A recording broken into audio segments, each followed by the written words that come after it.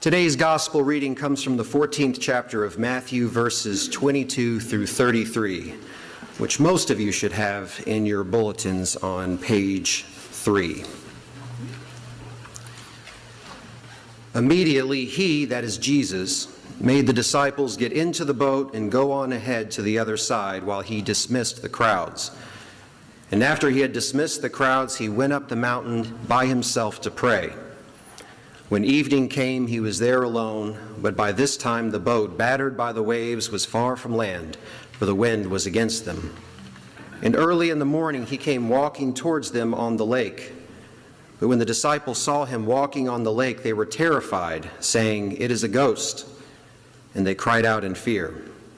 But immediately Jesus spoke to them and said, "Take heart, it is I, do not be afraid." Peter answered him, "Lord, if it is you, command me to come to you on the water." He said, "Come."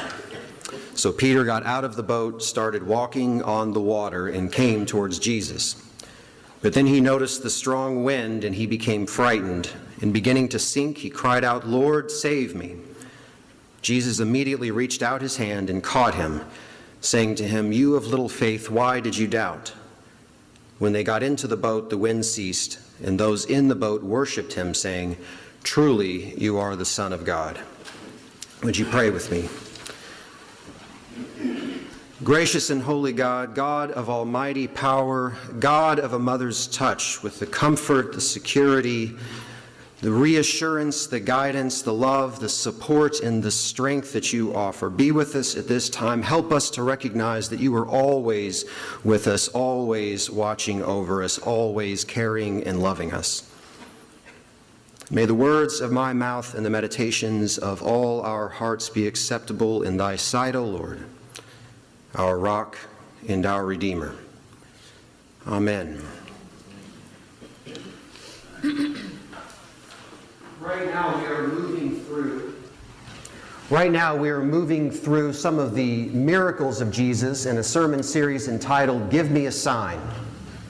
We're looking at 4 different miracles, and we're asking ourselves, is there anything that these stories, which have been recounted through the years, is there anything that they have still to speak to us today in the 21st century? A time of skepticism in which we are unsure whether or not God still has the desire and the ability to step into our lives and do miraculous things. A couple of weeks ago, we looked at the miracle at the wedding of Cana, in which Jesus turned water into wine. Last week, we looked at the feeding of the multitudes, in which Jesus gathered from his disciples the meager resources that they had, just 2 fish and 5 loaves of bread. And after having taken them and lifting them up to heaven, he blessed, he broke, and he gave them back to the disciples, who gave them to the crowds, and all who were hungry were filled. In fact, there was so much left over that 12 basketfuls were collected afterwards. Now, this miracle that we have today, the miracle of walking on the water, follows that scene that we heard last week. After this scene, it says that Jesus commanded his disciples to get into a boat and to go to the other side of the Sea of Galilee. And then it says that Jesus went up the mountain to pray. Now, I think that's interesting that in the Gospel of Matthew, that the writer considered it important to include that detail, that even though Jesus, who obviously has the power and the authority to perform these miraculous deeds, despite all of that power, Jesus himself still sees it necessary to go up to the mountain to pray. And if the Son of God considers a prayerful, intentional connection with God the Father an important part of his life, we can only extrapolate what that must mean for us, the other children of God. But he goes up the mountain to pray. The disciples get into the boat and they start to go across, and then Jesus comes down the mountain early in the morning. Actually, the Greek says during the 4th watch. literally. And the fourth watch is the period of time between 3 and 6 a.m. So this isn't early morning necessarily like we think of early morning. This is early morning like a farmer considers early morning, before dawn, while it's still dark. It can still be a frightening time of day. He comes down the mountain during the fourth watch, and he sees the boat being battered by a storm, by the wind and the waves. The Greek actually says tortured by the wind.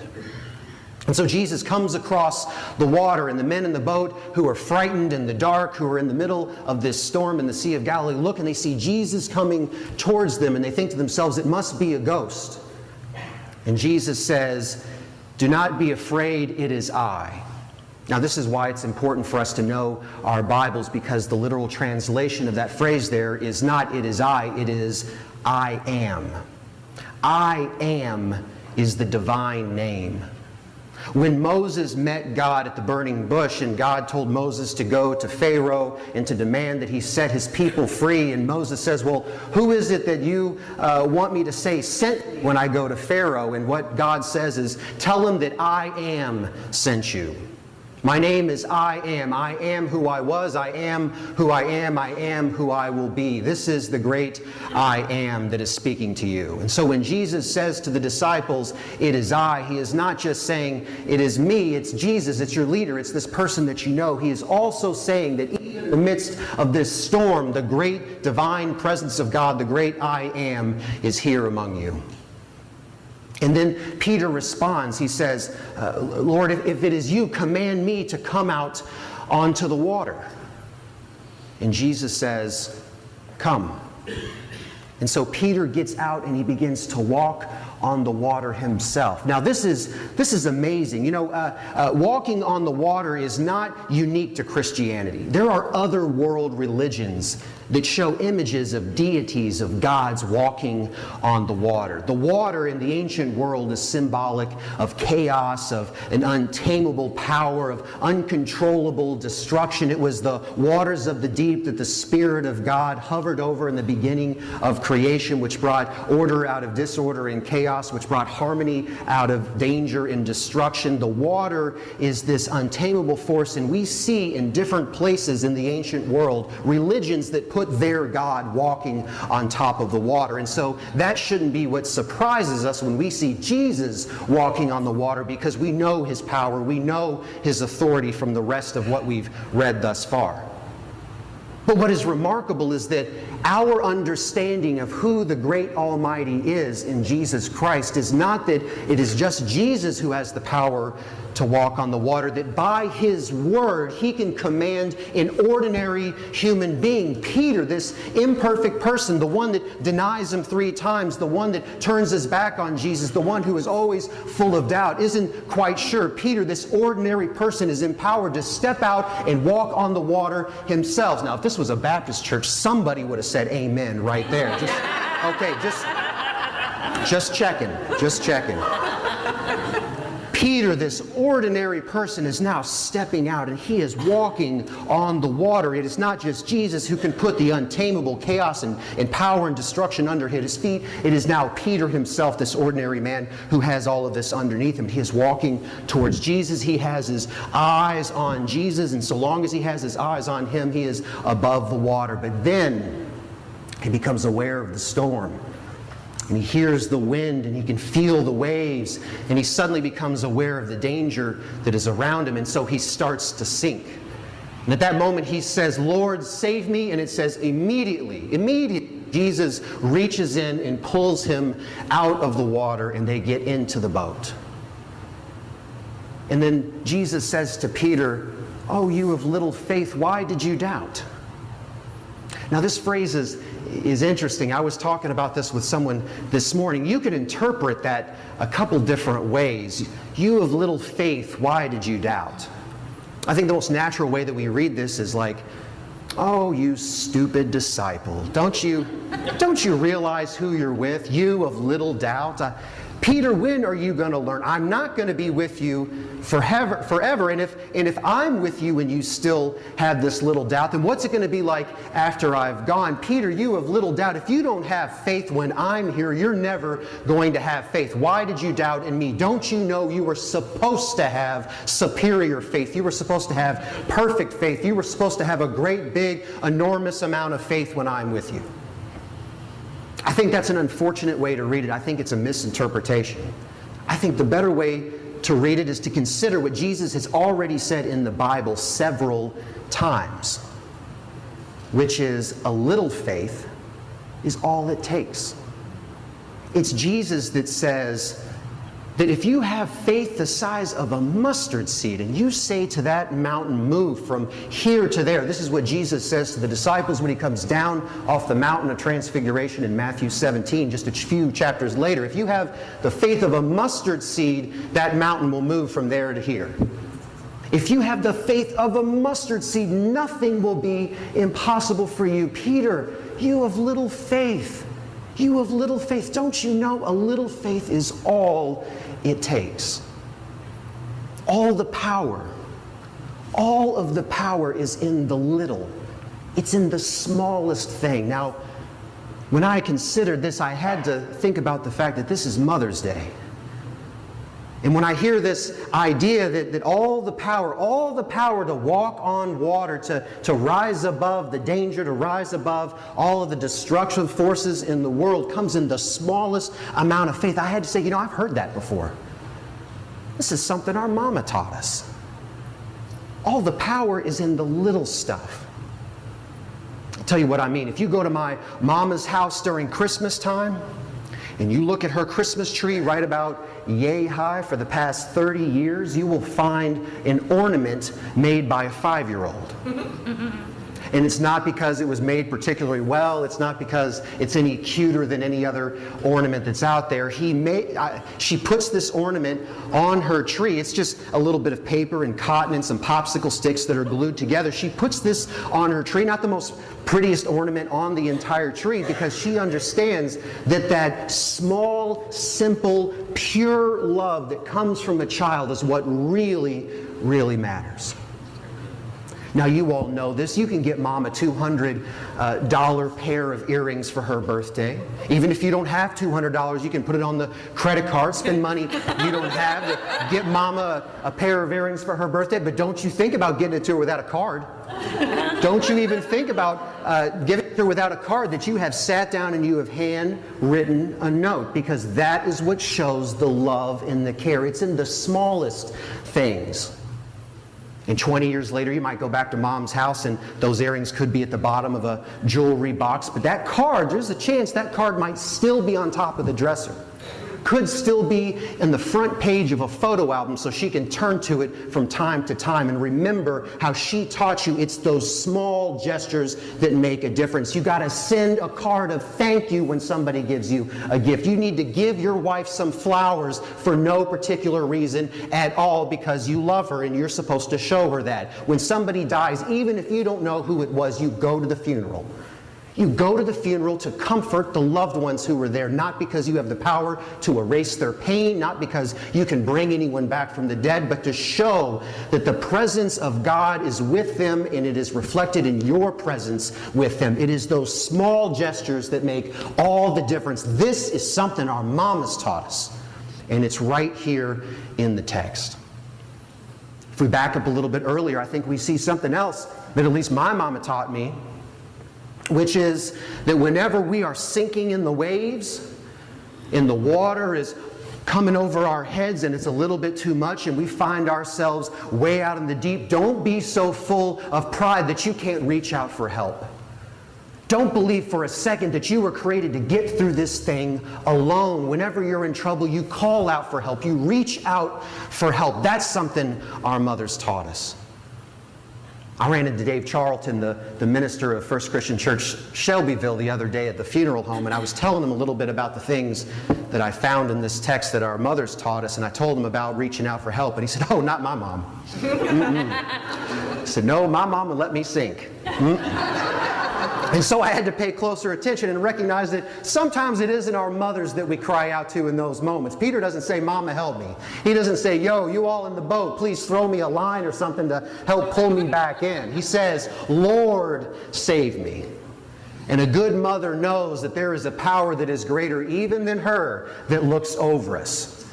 And that when we are in trouble, we are called to reach out to that power. And that power will swoop in immediately to save us. And if you don't know any good prayers, you can have this one. Lord, save me is a wonderful prayer. Now these things, the power of God that is willing and able to reach in and to save us when we ask for help, the fact that it is just the smallest amount of faith, it's the smallest things that we do that have all of the power. Neither one of those things really mean anything if it isn't for the most important thing that our mom has taught us, which is sometimes you got to get out of the boat. The time will come when you got to get out of the boat. You've got to get out of that boat, and I know that like me, there are some of you that have little kids, and I can't bear to think about the fact that one day the time is going to come, they're going to have to get out of the boat, because I want to protect them. I want to care for them. I want to make sure that they are well equipped. I want to make sure that they are protected from any kind of danger. And I know that whenever it is time for them to get out of the boat, it might not be a situation where the seas are calm and the sun is shining bright. It's probably going to be more like in with Peter. There's going to be a storm going on, and they're going to hear the voice of God calling them across the waves. And that is going to be the time that they have to get out of the boat. And I'm not going to like it. I'm not going to want that to happen. It doesn't matter how much we want it. Sometimes this lesson that our mothers taught us is harder for us as parents to accept it as it is for our children. That time that we know that we have to let go, and we have to let them out of that comfort zone so they can go out and do things on their own, to have God work through them and to show the world what God can do through them. I know it's difficult for us to let go, but no one better than a mother knows that when it's time, it's time. And I'll tell you why, because I think it takes the one that heard your birthing cry. I think it takes the one who first held you in her arms. I think it takes the one who first greeted you into this world with her tears and her laughter, who showered you with joy in your first moments, who first whispered your name. I think it takes that person who experienced the miracle of life come through her into this world to know that you are a miracle.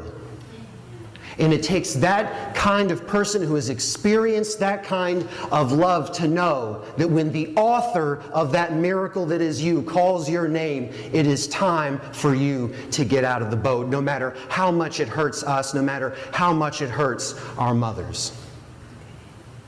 And here's the difficult thing. I know that for some of us, not everyone has had that perfect relationship with their mother. I know that there are folks who have had those strained relationships or relationships that just weren't possible in their lives with their mothers. I know that because I know a lot of you. And if that is your story, I want you to know you're not unique in that regard, and you are not alone. Maybe it was a grandmother that had to step in and play the role of mother. Maybe it was an older sister. Maybe it was an aunt. Maybe it was a family friend. Or maybe it was 20, 30, or 40 years later before you finally found that strong woman in your life to step in and show you what the divine love that only a mother can bring looks like for you. And I know that for some of us, and maybe people who are not that far away, maybe some people who are in this congregation, there are sisters and brothers among us who have not yet felt that love that a mother can bring. And for those of us who have experienced that love of a mother, for those of us who have played the role of a mother and felt that miracle of life come through us and that grace, that abounding grace that God gives us, I ask you to consider that grace in your life, and I ask you to consider whether or not maybe God is calling you to step out of your comfort zone, to step out of the comfort of the boat that you're in right now, to add one more person to your family, to be the mother for someone who needs that love and that care. because it takes someone like you to help show them the miracle that they are. Amen.